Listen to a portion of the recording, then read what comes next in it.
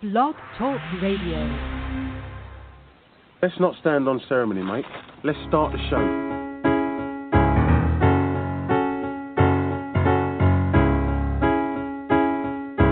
We would be honored if you would join us.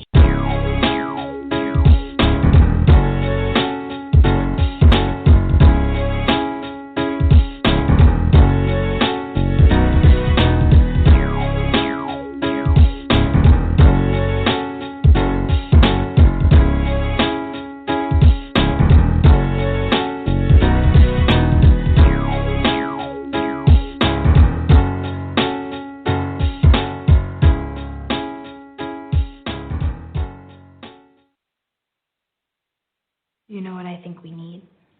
I think we could kick Dad out and have a little girls' night, eat some cake. Yeah, I do like cake.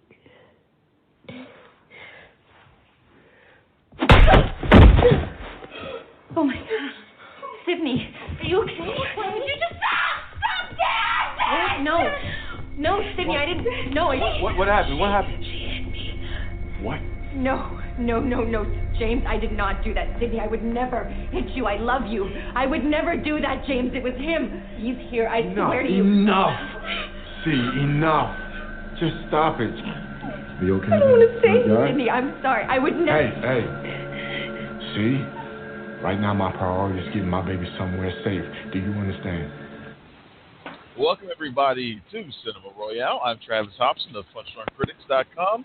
And on the line with me is my boy John Nolan, also of PunchDrunkCritics.com. What's up, man? What's up? How's it going? It's going, man. That clip you're just listening to was from The Invisible Man, which was the #1 movie at the box office this week. This was like born from the ashes of Universal's Dark Universe. Remember how they tried to do that shit a couple years ago? Talk about Dark Universe. Which is like launch. But this time they're doing it right. Well, this time they're doing it right. And in my review, I actually put in there, I was like, what if they had started the Dark Universe with this, rather than with they started with Dracula Untold, and then when that movie underperformed, they retconned it out and said that The Mummy with Tom Cruise was the actual start. And then when that bombed, they're like, okay, forget it. Yeah, we're done with this universe. I dare say they lost a lot more money on The Mummy than they did on Dracula Untold, which I think like may have been fairly even. But it didn't cost as much as The Mummy did, and it certainly wasn't as visible of a flop as The Mummy. And honestly, Dracula Untold wasn't that bad. I mean, it wasn't as bad as The Mummy in the sense that The Mummy tried to not take any steps into new territory and just threw a high-dollar actor in it, whereas Dracula Untold actually expanded the lore a little bit. Yeah, I thought Dracula Untold was actually okay. And I thought The Mummy was watchable, but like barely watchable.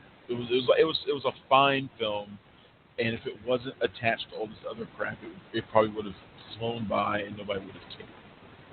But it was just it wasn't. It had all this, expectations heaped on it, all this money heaped on it, and it was just like, oh no. I mean, I much prefer the Brendan Fraser movies, which are some of my favorite movies ever. I think anybody was. I think that's where they should have started the cinematic universe, or at least brought him back. Well, maybe not nowadays, but I mean, the Mummy, the Tom Cruise one.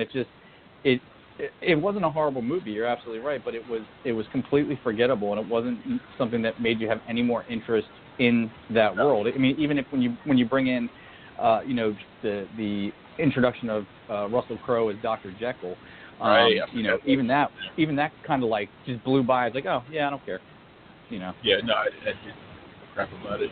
So we're going to be talking a little bit more about The Invisible Man. We're going to talk a little bit about the film Emma with Anya Taylor-Joy, who is moving up the ranks for me. I'm starting to really kind of dig her a little bit. Talk about that. We're going to talk about Steven Spielberg leaving Indiana Jones 5. And James Mangold looks like he might be coming in to replace him. There was the old She-Hulk thing with Alison Brie, that took up a couple of days worth of rumors this week. Talk a little bit about that. The Guns Akimbo controversy. I don't know if you've been paying attention to this. I haven't. What's that all about? Well, without getting too much into it, because I want to talk about it later, but the Guns Akimbo controversy. Guns Akimbo is the film with Daniel Radcliffe where he plays the guy who has the guns bolted to his hands. Right. Really ridiculous premise. Movie that a lot of people were really expecting to see. But the director, Jason Mangold, got into a bit of controversy this past week. He basically bullied a couple of black female critics on social media over some past stuff with another writer who said something racist online, and she got, as you would expect, killed on social media for doing it. And one of her friends said that she just contemplated suicide. So what the director of Guns Akimbo did, he blamed these two female critics for bullying this girl, which they didn't. There's no evidence to show they did anything, actually. They weren't involved. But he bullied them, sicked his fans on them, continues to do so, actually. And there was some talk of a lot of people decided to not run their reviews of Guns Akimbo based on his actions. And there was some debate about whether or not the studios actually pulled the movie because of what he did. I had been tweeting about it, actually, about whether or not I was going to post my review. Ultimately, I did decide to run my review. I'm not talking about why. But yes, this is the whole thing. Now you can just talk about it. So there you go. But that was the thing that was going on with Guns Akimbo, and basically, and I'll just since we're talking about it now, I'll just go ahead and say I posted my review because despite what Jason Mangold did, and I think he did pretty despicable, I don't blame everybody else involved in the movie. I don't blame Daniel Radcliffe. I don't blame Samara Weaving. I don't blame the crew. I don't blame the producers. This is something that he did long after the movie was done. And long after their part in it was done. And they had nothing to do. Now, if he continues to be an asshole, which it looks like he is going to be an asshole, and these people go and decide to make another movie with him, I would be less inclined to run a review of his movie, as long as he's doing it. And I will probably not run a review. So I really apologize. Or until he does something to make up for what he's doing right now. So, but I didn't feel it appropriate to hold everybody else accountable for what one person did. So that's it. Yeah, and that happens a lot where, something, a guy that's doing stuff like that obviously deserves to get some payback or get some comeuppance, but it's easy when we go down to something that an actor or a director or somebody did, that there's thousands of people involved in these productions, and there's plenty of people that, once something tanks or once something doesn't do well, many more people are affected. It doesn't make what he's doing right at all, but, there is more to it than just that one person, and I think a lot of people want to get hurt for what one dickhead does. Right, exactly. So my review of Guns Akimbo is up on check it out. I also want to talk about the runtime for No Time to Die. Did you see that? The runtime there? Yeah, I did. Okay, let's talk about that too. And I'm totally okay with it, because it should be as long as possible to herald the Daniel Craig era. All right. Well, that's good. I'm glad you feel that way. We'll talk about that a little bit later on. But anyway, thanks for tuning in to Cinema Royale. Like I said, you can find us every day at punchbookmovies.com. A lot of big changes coming up at the site over the next day or two. So you can stick with us through that. So let's talk The Invisible Man. We talked about it a little bit already, how this was kind of from the remnants of the Dark Universe. And they handed the reins of the movie over to Blumhouse, who just 2 weeks ago kind of crapped the bed with Fantasy Island. And now they're back again already. It's like 2 movies from the span of like 2 or 3 weeks from them. And but that's Blumhouse. That's Blumhouse, and this one only cost $7 million. So hey, that's what you have them for. But this version is updated, take a contemporary take. Stars Elizabeth Moss as a woman who escaped from her abusive boyfriend Adrian, who was a scientist in the field of optics, and she gets away from him. He's an abusive boyfriend, and soon after he commits suicide, only she soon after begins being harassed and attacked by an unseen figure. Of course, nobody believes her because I went into this not knowing what to expect. I knew I was going to like Elizabeth Moss because she's great, and nobody does unravel better than she does. I don't think anybody does. She's fantastic at that. But this movie started off with this amazing escape sequence, like this slow burn escape sequence for her. She's trying to escape from the house, and the director is Lee Whannell, who you probably know from the Saw films and Insidious Chapter 3, and the little scene but wildly underrated Upgrade, which is fantastic. He does really great things with light and sound in that opening sequence. It felt like I was watching A Quiet Place again, and it was amazing. And they got the movie off to this fantastic start. And while it goes a little tiny bit off the rails at certain points, I think it maintains that feel, that tension all the way throughout the movie. And I really, really dug this a lot. Which is the Invisible Man. I mean, before I even get into Lee Whannell and what was done as far as filmmaking to its merits, you got to really take it back. I mean, like you mentioned, these are the Universal monsters, which haven't had their day in the sun for a very, very long time. These are the originals, the OGs. And the least scary one of them all, at least in my mind at this point, was the Invisible Man. I mean, I don't know anybody that thinks of the Invisible Man prior to this as anything more than a pervert. Like, it's terrifying to think that you can't see somebody there that's but I mean, seriously, when you think of Invisible Man, what do you think of? Like him sitting in locker rooms and shit, right? And I think that's what most people got. He was like a prankster, mischievous pervert kind of guy. Well, the smartest thing any horror director can do, if you want to come up with something scary, is you take something that is already commonplace or something that we're not currently scared of and put a twist to make it scary. And as unfortunate it is to say, domestic abuse and things like this are commonplace, and they're scary enough as they are. But when you take that abusive boyfriend or abusive girlfriend or stalker or whatever, and you now make them invisible, that's the simplest little twist that brings this story right into modern times, gives it a whole new level of terror. And this is how you update old properties. This is how you take something that was scary in the 50s and you make it scary today. Because as a guy, I know domestic abuse against men is out there, but it's not something that's really talked about. It's not something we really worry about. It's more the exception than the rule. So if this scared me in that level, I can't imagine, how women felt watching. And Lee Whannell has always been amazing. He's always good, and he just excels here as well. So the whole idea behind it. Solo filmmaker. He's gotten better. I think he was great when he used to work with James Mangold in Saw films. He wrote a couple other things, but as he's gone off on his own as a solo director, I think he's gotten better. I can't remember much about Insidious Chapter 3, so I'm in the front there.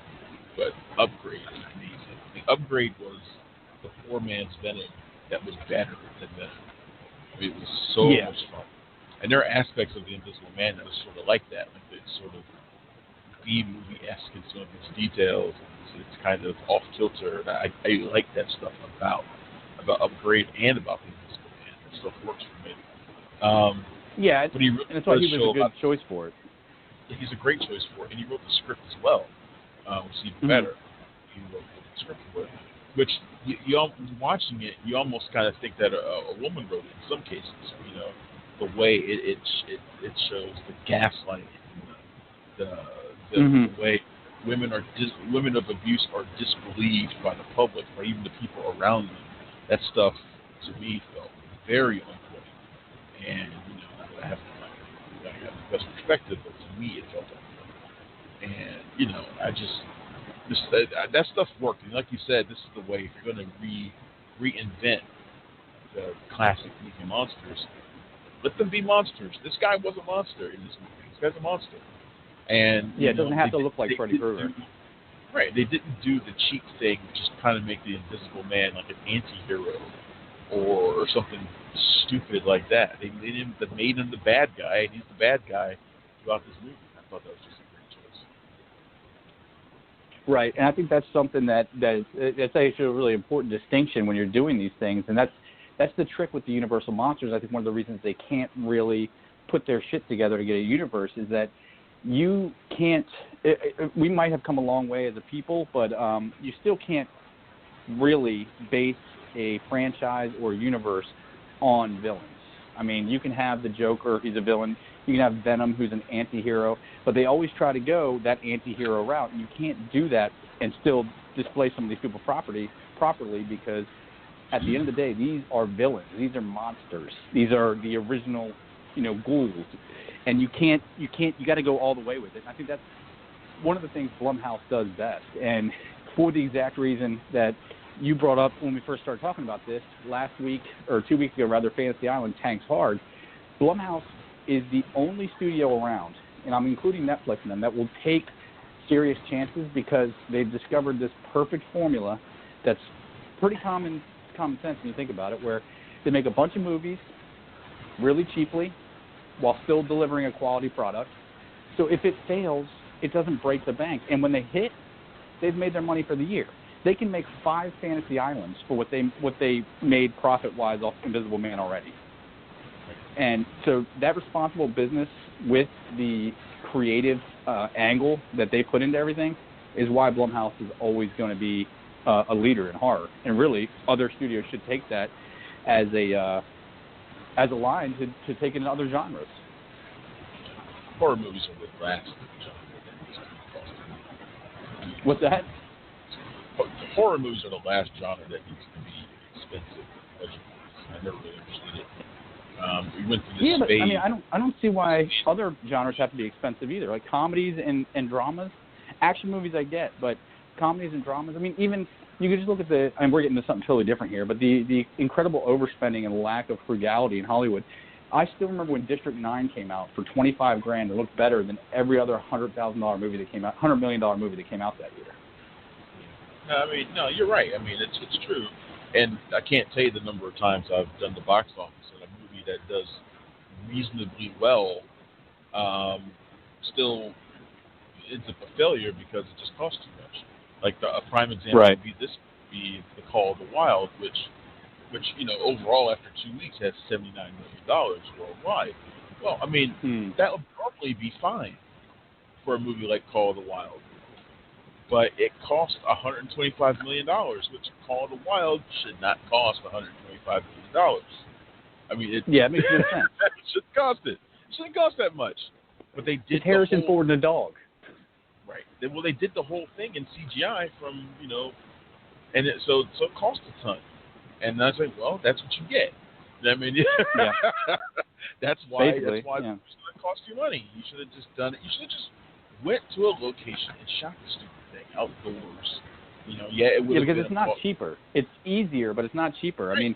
I mean, George Romero, when I was talking to George Romero one time, look at me name dropping, he explained CGI I always thought it was because it was cheaper or it looked better, but he told me straight up, because the movie I was talking about was the first time he used CG, and I said, so what's with the change to CG? Is it more cost effective? He goes like, no, it actually costs more. It's just easier. If you have a scene where you blow a guy's head off and you mess up that scene, you have to reset and it takes 3 hours and la-di-da-di. But if you have CG, you just fake it and then you can put it on screen. So it's not so much that it's cheaper or looks better even. It's just that it's easier and you can get more done in the time. So it's like anything else in life. You can do things fast, good, or cheap.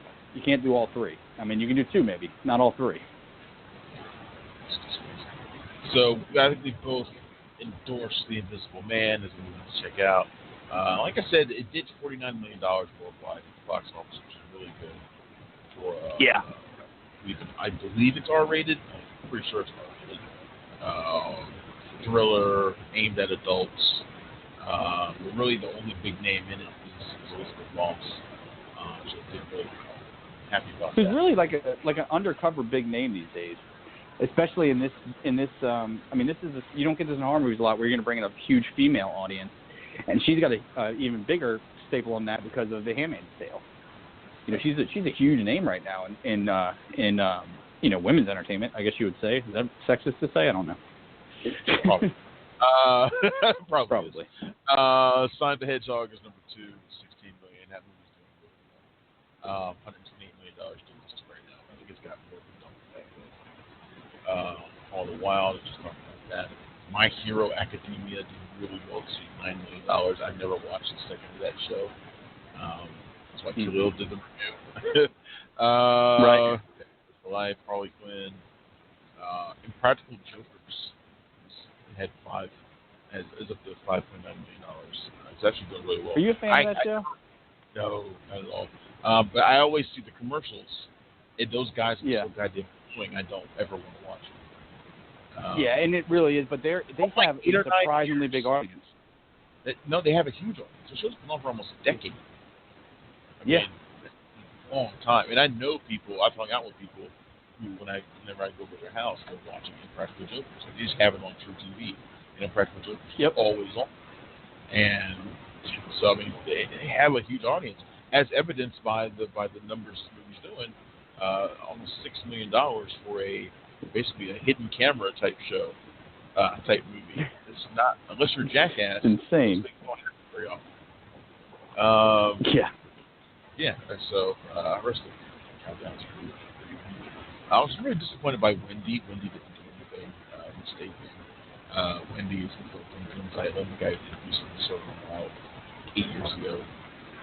But it only opened in like a few theaters, and it made $30,000. The first site average was like $7,000. Which is really terrible. Really not good at all. And Pixar probably hasn't get on their hands with Onward. They did a sneak preview of that joint over the weekend in 470 theaters. One showing in 470 theaters. And 650K. So, wow. Yeah. So they probably got to get on their hands. Which is interesting. They don't do this sort of thing often when they do these sneak previews.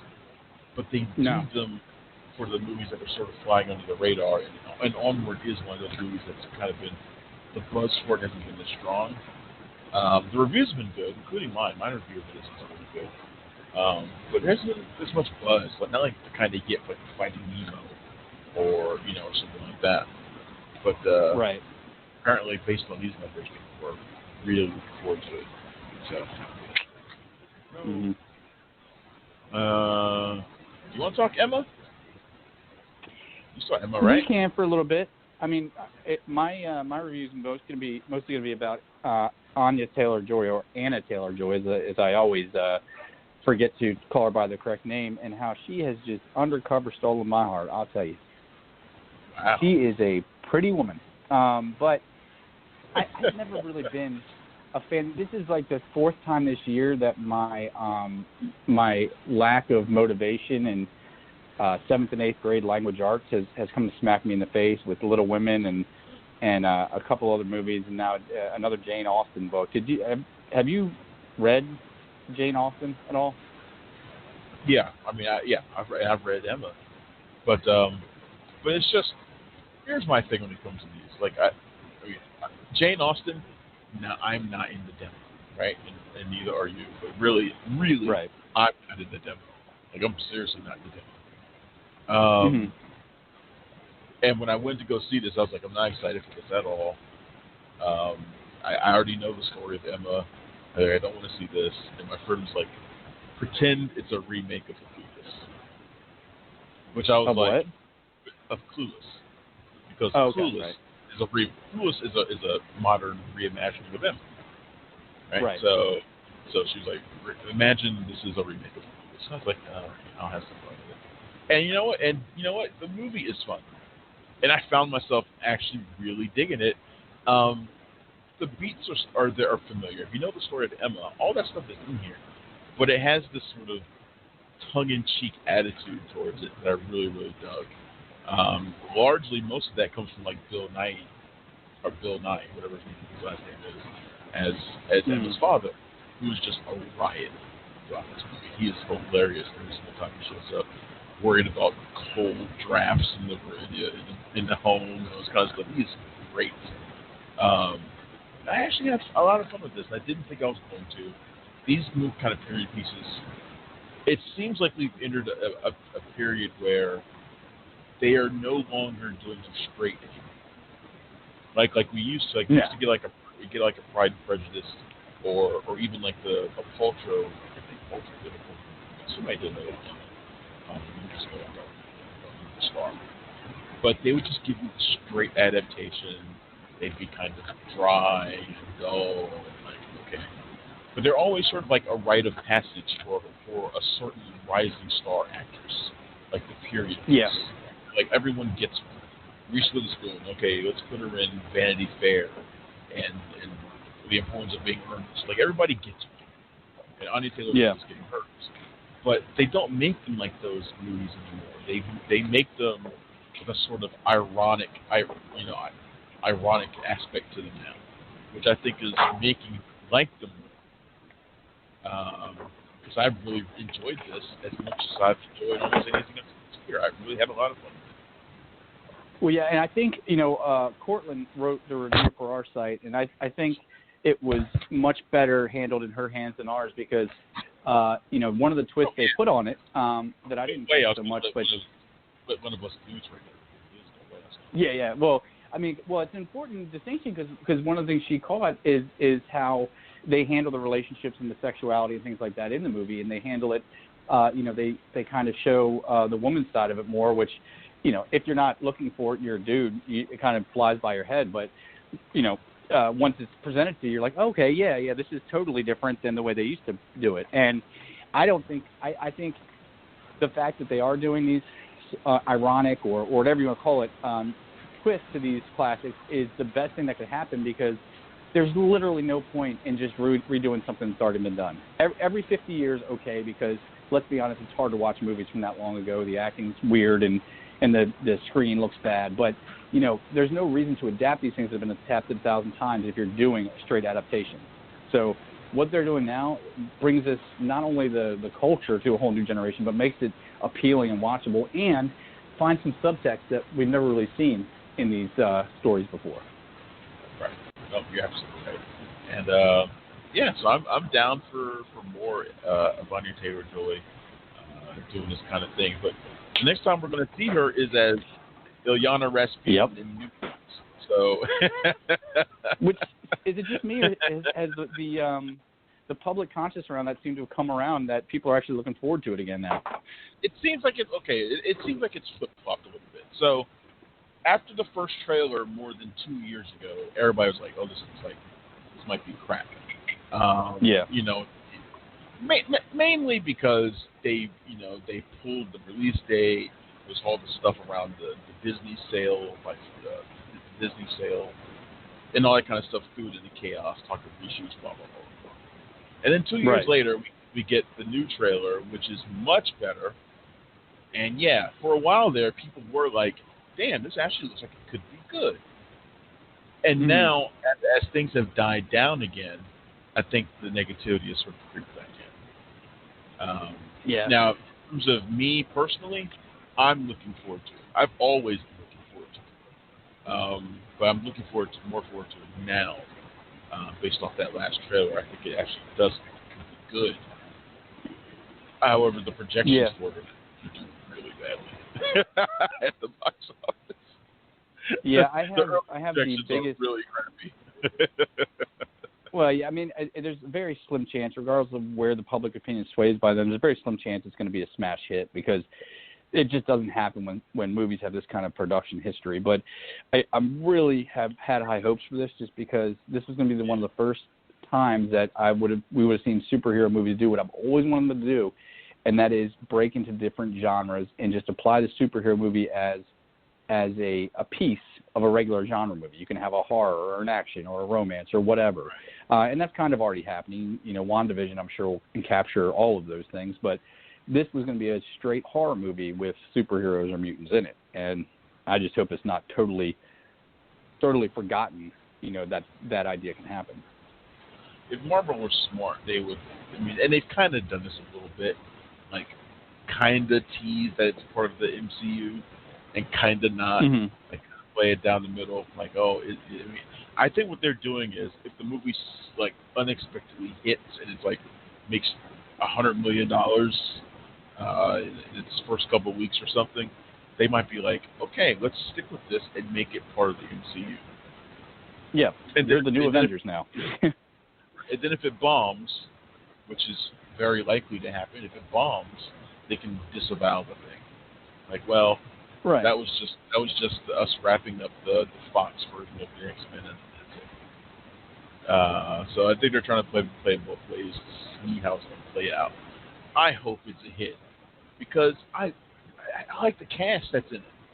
It would be such a waste to have Anya Taylor-Joy, Maisie Williams, Alice Braga, all these people in the movie who are fantastic and that I'd kill to see in the MCU or anything else, and have the movie bomb, and then they basically not want to use them for the MCU for a long time, if ever.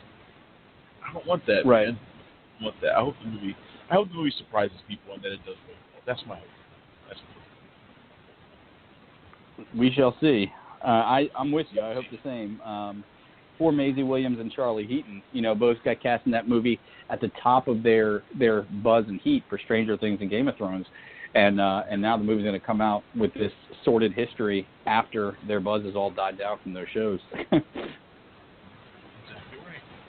All right, let's talk about Indiana Jones 5, which I had commented earlier in the week.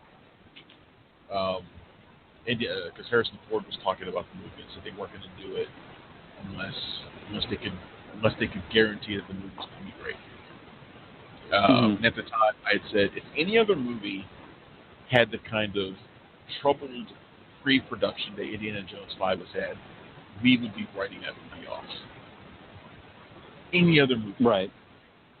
But the only reason we don't is because it's Indiana Jones and because Harrison Ford and Steven Spielberg have been attached to it. If there was anything else, we'd be like, this movie's going to be a joke.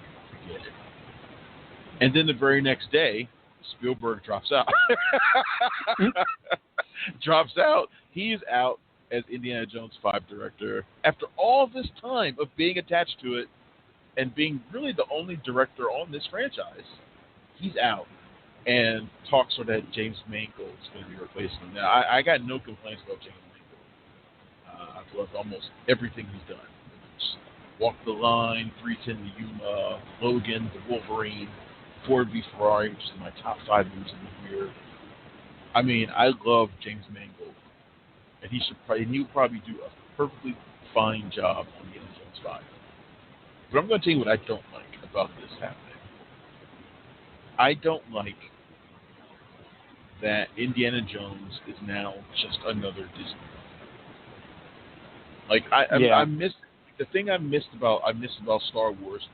George Lucas, take it or leave him, right? Like I get it. We all have our things that we hate about him, but that was his thing, and it felt like it was coming from him because it was. We knew that everything that was involved with it was something that was coming from him. It felt like everything felt personal to him. And so that's gone. That's gone now. And now it's just another brand. With this, Indiana Jones is just another brand. And that, to me, is very, very sad. Was there anything they could have done with it other than make it another brand? I mean, Harrison Ford is 80 years old or whatever. And, I mean, it just seems... there were a lot of jokes made in the late 80s and early 90s about the stars of that day not letting go, whether it was, Back to the Future saying Jaws 47 or, whatever movie saying Rocky 28. But we're there now, and these guys are still holding on. And as much as I love them and as much as we all love them, there comes a point where Harrison Ford can be in Star Wars as Han Solo when he's just walking around and flying a ship. That's believable. But as Indiana Jones, unless he's just going to be Professor Jones this time, then I don't know. Yeah. I don't see any other way this could have gone. Yeah, no, but it's not that though. Like Harrison Ford's not the issue. Harrison Ford has probably been one of the few stars more willing to give up on that crap from the past than anybody else. Like nobody talks more crap about the stuff they've done than he does. Just go to it. I've seen enough interviews and been in the room with him when somebody's asked him some dumbass question about one of his past characters and having diss them to his face, to their face. He does not care, right? So I mean, it's not him that's the issue. And of course, at some point, he has to retire from it. But it's just Steven Spielberg, Lucasfilm, Harrison Ford. That was Indiana Jones. That's Indiana Jones. And now, with Spielberg being out, it's no longer that. It's just another movie. It's just another movie. And I just, there's something sad about losing that stuff. Would it eventually have to change? Of course it does. But to break up the Ford, Spielberg, Lucasfilm triumvirate is just really sad. It's really sad. So I mean, I don't want to see, no matter what, the next Indiana Jones movie won't feel the same. Yeah, and I mean, I love Indiana Jones. I mean, Indiana Jones and the Last Crusade is still one of my favorite movies of all time. I'm pretty sure those movies are what gave me my my fascination with like the Nazis and their occult stuff and all that. But it seems like it should just be left. I'm just going to clip that part out for a second. I just want to clip that part out and save it. Yeah, fascination with Nazis, okay. I didn't say my love for them. I said my fascination. Which, by the way, you almost didn't have me on this episode because I have been putting off watching Hunters since it came out, a week or two ago. And I turned it on, and damn, I'm hooked in. Al Pacino is actually right. It's pretty solid. It's pretty solid, man. It's really good. And it's funny. It's got like this Quentin Tarantino. It's got like this Tarantino twist on it when they introduce the hunters, and I don't know. You got to see it, and I won't take too much time because I'll get on it. But I think Indiana Jones should just kind of. I could be wrong, and some new twist could come out, and I could be blown away and be happy it's here. But I just don't see the Indiana Jones universe isn't a universe the way Star Wars is or something like that, where it can expand to everyone else, and there's all these other places you can get charismatic characters from. It was always indie. Everybody else was secondary in those movies. I don't know. I'm not looking forward to Indiana Jones 5. If I'm honest, I wasn't looking forward to it with Spielberg there. But I'm really not looking forward to it. I have no interest. Crystal Skull really killed my interest in Indiana Jones. I mean, it really did. I really disliked that movie. And then, it's been more than 20 years. What do I want another one for? Like, I don't have no interest in it. That's what I'm saying. There's nowhere else to take it. There really isn't. And I mean, I'm not a writer. I can be extremely wrong about that. But in my estimation, there's nowhere else to take this series. We tried Aliens. Anytime they stray from Nazis, you get a second tier plot. I mean, Temple of Doom, which I loved when I was a kid, ends up being, history shows it's a second tier plot, and people don't like it as much. I don't know. Temple of Doom is not that great. In fact, it's not a great movie at all. It's fine, but it's hard to compete with Raiders of the Lost Ark and Last Crusade. It's really hard. It's really hard to compete with those movies. so I don't know. Crystal Skull doesn't even come close. Right. So a couple days worth of rumors this week had Alison Brie up for the role of She-Hulk in Marvel's Disney Plus series. The first day was basically, some sites said that Marvel was looking for Alison Brie type, which I guess means that they want Alison Brie. Because if you're looking for that type of person, you really want that person. You don't think you can get them. You don't think you can get them, but that's what that means, right? In lieu of that person, you'll take a white lady with brown hair. Right. You'll take a skinny, funny lady. So then the second day's worth of rumors was her going on James Corden show and basically denying it, sort of denying it. I mean, she said that she hasn't talked to anybody from Marvel, but she didn't really deny it.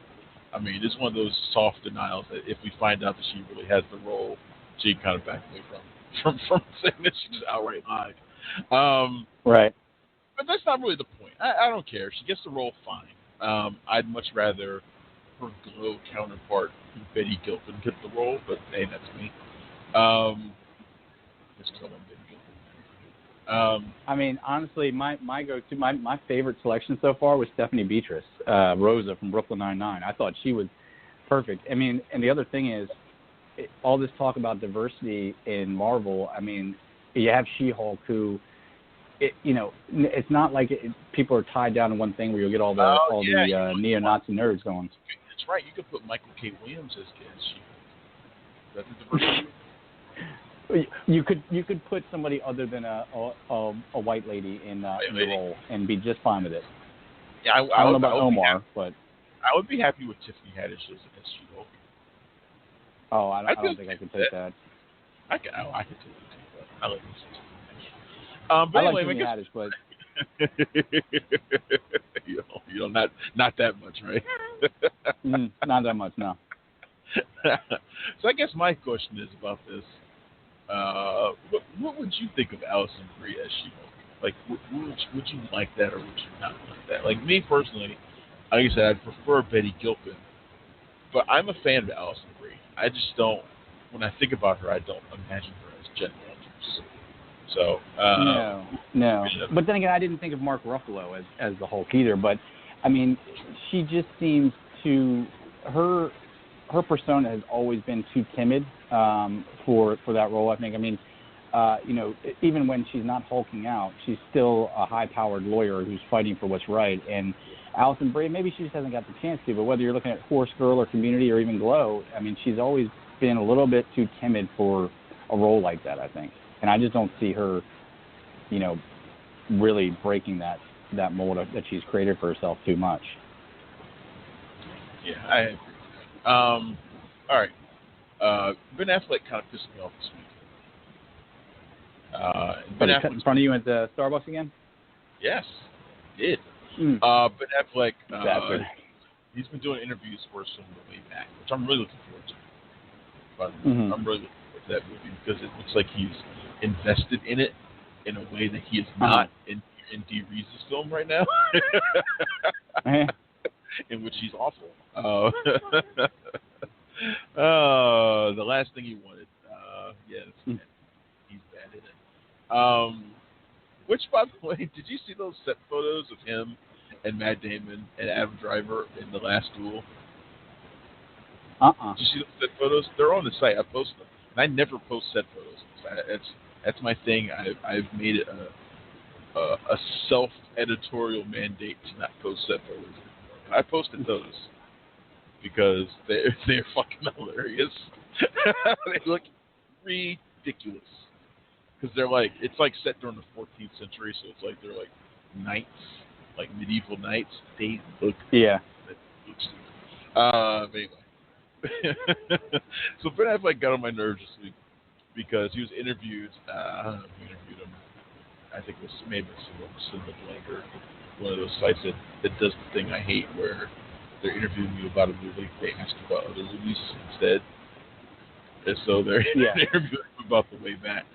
But they start asking him Justice League questions, which annoys me. If we have another discussion about other editorial mandates, is that our interviewers don't do that. Just save it for after the interview. But don't do it during the interview. I can't stand it. It's disrespectful at the very least. It's disrespectful, man. If I was the head of a studio and I was paying to send our star out to talk about our movie, and they spent half the interview answering questions about Batman, I would be pissed. I'd be like, nope.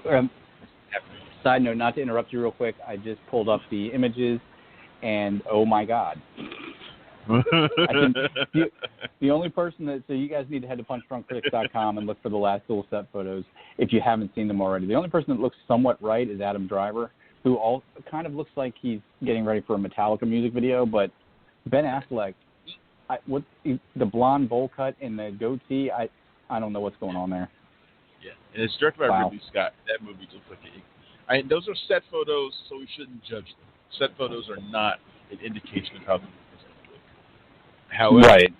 I mean, however, Ridley Scott, not the most consistent director in the world, and I wrote in the post, I was like, I get Exodus Gods and Kings vibes from this thing. Like, right. I'm just like, this could be it. This could be really bad. Anyway, so during the interview, he gets asked about Justice League, and they ask him about the freaking Snyder Cut, and I'm like, I'm over the Snyder Cut stuff, but it's never going to happen.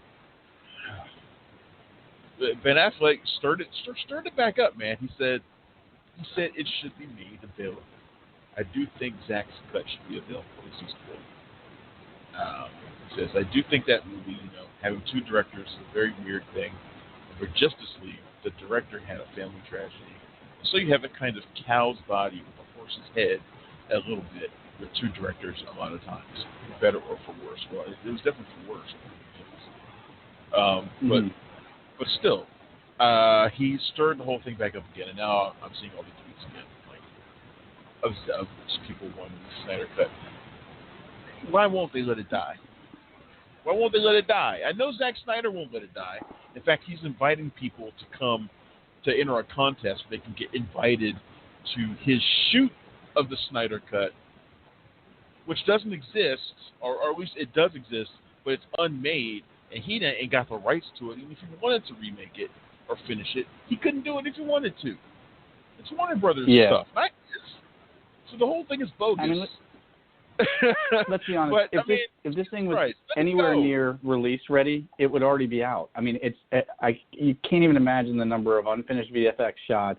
If this movie was anywhere close to being, viewer ready, it would be out. Because why would they not make the money? And it's not, and they're not going to spend the money to make it, because whenever you have stuff like this, it's never as good as, if the Snyder had released his cut, people would have been trashing it all day long. And, it's become very popular to just, get on board with something that you wouldn't be on board with otherwise. I don't know why, but Lee Wanell was asked about the Snyder Cut. And basically his response was, Snyder Cut, like all directors' cuts, sucks. Yeah. I mean, I like the honesty. I mean, no, and he's mostly right. Like, I've seen some directors' cuts that are better, but they're rare. There's a reason why these movies get cut. It's because the stuff that would be left in, either drags the movie to a crawl, or it sends the movie off in directions it doesn't need to go, or don't go anywhere. There's no time to flesh them out properly, or they just make the movie drag, and they make the movie too long. There's a million reasons why stuff gets left out, and it's usually for the better. And I guarantee you, the Snyder Cut of Justice League is terrible. I guarantee you it's terrible. And you can tell it's terrible because he won't stop talking about it, and he won't stop introducing new stuff that was going to be in the Snyder Cut. It's been 2 years of him introducing new stuff that was going to be in the Snyder Cut. What, was this going to be an 8-hour movie? I mean, yeah. I mean, this doesn't make any sense, and people aren't thinking about it. It's like, how many new things were you expecting him to put in this? I mean, come on, man. One of the things that bugs me the most about it is he has released stuff that kind of confirms his cut wouldn't have been that much different. Some of the most egregious issues of that movie would have been still there. For instance, one of the things that bothered me the most later on was the fact that at the end of Batman vs. Superman, it's alluded to that Superman's going to rise from the grave. You have that thing hovering over his casket. And then in the end, they just go dig him up and basically Frankenstein him back to life. Well, it's not like Snyder was going a different direction with that. I mean, he's released things that show that, oh, no, there were more people that are digging him up. Okay, you're still digging him up. And there's other stuff like that where it's like, you did the same stupid stuff, but you just did it in a slightly different way. It's still stupid, you know? We would have got more Cyborg. We would have got more of the Flash. We would have got more of certain things.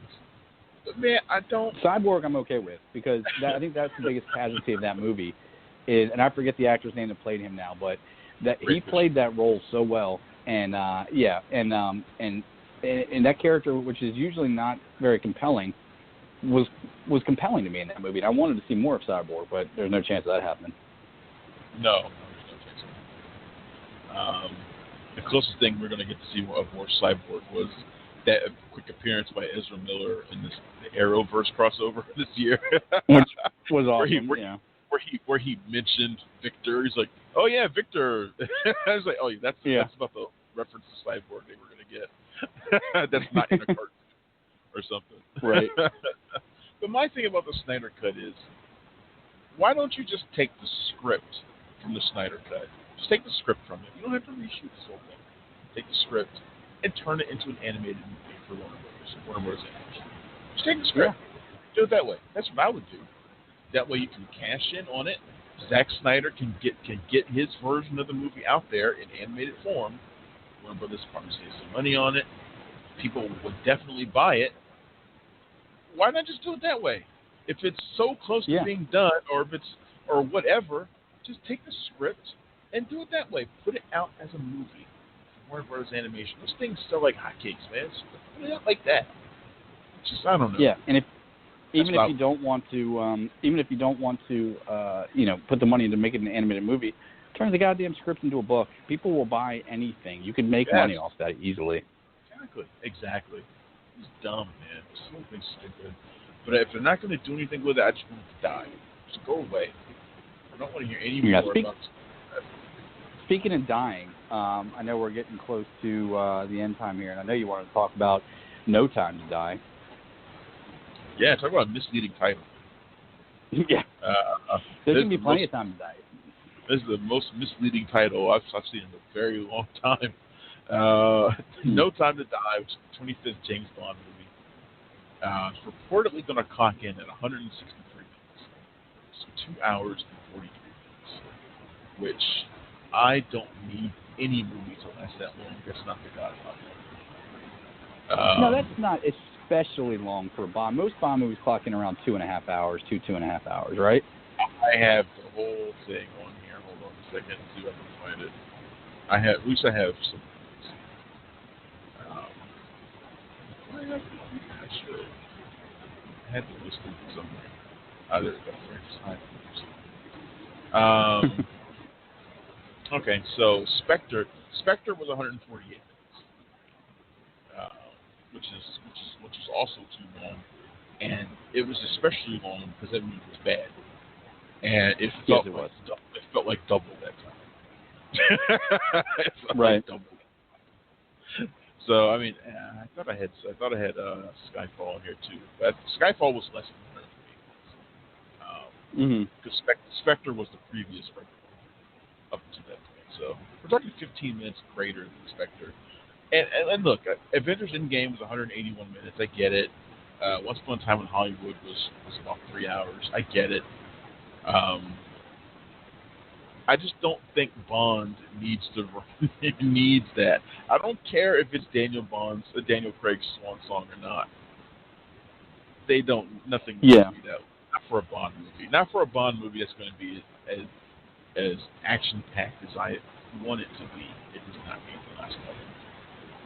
Yeah, and you can tell that's what's going to happen. I mean, what they're doing is they're having their cake and eating it too. They want it to be action-packed, but also with all the intrigue and spy stuff, and that's fine. But I even though I'm supporting it 2 seconds ago, I know that almost 3 hours is too long. I don't think a movie like this should probably clock in about 2 hours and 15 minutes. And I know because I do this all the time. How about an hour and 45 minutes? I just think that's not. I think you're rushing through it at that point. I don't know why, but I think an hour and 45 minutes is good for a throwaway action movie, like a Hobbs and Shaw, and like maybe a comedy. But when you actually have to have a deep story, and the problem with this is they wasted a whole movie with Spectre and didn't do enough with it. So now they're trying to use this one, it seems, to tie up everything that's happened in Daniel Craig's run thus far. So that's where the extra time's coming from. And what scares me about that is usually when they take that extra time, they still don't use it right, and they end up just slopping a bunch of pieces of the a story together in the last second. Yeah. So basically, make that bathroom run as late to the start of the movie as possible. Maybe get the small Diet Coke, and not the giant-sized one. Maybe wear one of those astronaut diapers, something, whatever you need to do to get through it. 148 minutes is helpful. But hey, there's a good side to that. It does star Anna de Armas, so that's more time with her. It not only stars Anna de Armas, but look, this thing is chock full of, for guys like us, this thing is chock full of eye candy. It's Anna de Armas, it's Lea Seydoux, it's Naomi Harris. I mean, yeah, this thing has got. We're gonna have plenty to look at. I mean, that's not going to be the problem for no time to die. Yeah, that's the one positive to it, and I'm so glad Jeffrey Wright's coming back as Felix Leiter. I've always loved Jeffrey Wright, all the way back to Shaft, where he played Peoples, back in 1999, the first Shaft with Samuel L. Jackson, and he's the kind of guy that he seems to pop up every couple of years. He pops up in 3 or 4 huge roles. He'll be Jim Gordon in Robert Pattinson's The Batman. He'll be returning as Felix Leiter in this. He's got Westworld. I love that guy. He's got the 3rd season of Westworld coming up again too in a few months. Yep. So Jeffrey Wright's fantastic. Even in The Goldfinch, he was actually pretty good. That movie's crap. He's consistently one of the best things, even in bad movies. So, he's one of those types. Yeah, he was good in the Hunger Games movies too. I mean, he shows it very well, man. The guy's just always solid. All right, that's pretty much all I got for this week, man. That's probably good because we're running out of time. We're running out of time. What comes out next week that we need to talk about? We've got Onward, which is the big movie next week. Let's see. Which I've already sort of talked about a little bit. I should probably know this before we start. Onward, The Way Back is next week. Oh, yeah, The Way Back. I think it's 2 big movies next week. Spencer Confidential. That's on Netflix. And I believe Jake is going to be doing our review of that. I was telling him about that. Oh, okay. Yeah, that's the movie with Mark Wahlberg and Richard the Duke. Right. I don't know why that was good. But, another one's coming out. I don't know if it's going to be wide, but Escape from Pretoria, which I think, looks pretty interesting, actually. Oh, yeah. It's with Daniel Radcliffe. I don't remember if somebody else is reviewing that or if that's something I signed up for and now I got to do it. I need to check that out. I can't keep track. That's why I started a calendar. To keep track of what's happening. Calendars are good. Anyway, this has been Cinema Royale. I am Travis Hopson. That is John Nolan. We are the Punch Drunk Critics. Check us out at punchdrunkcritics.com for news and reviews. And we will see you on Cinema Royale next week. See you later, my friend. See ya. Later.